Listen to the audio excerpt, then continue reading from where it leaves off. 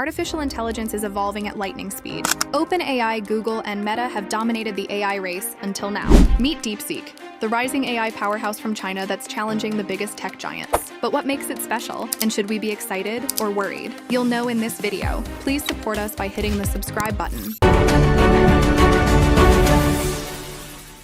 DeepSeek is a Chinese AI company launched in 2023, founded by Liang Wenfeng, a former hedge fund manager. But instead of finance, he turned his focus to AI.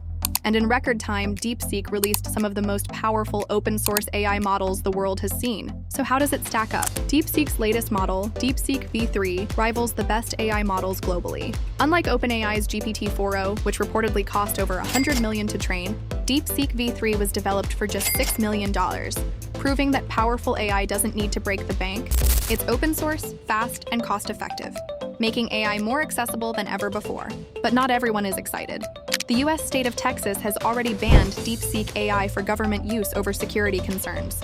Meanwhile, tech giants like OpenAI and Google are watching closely. So, is this just another case of tech competition, or something more?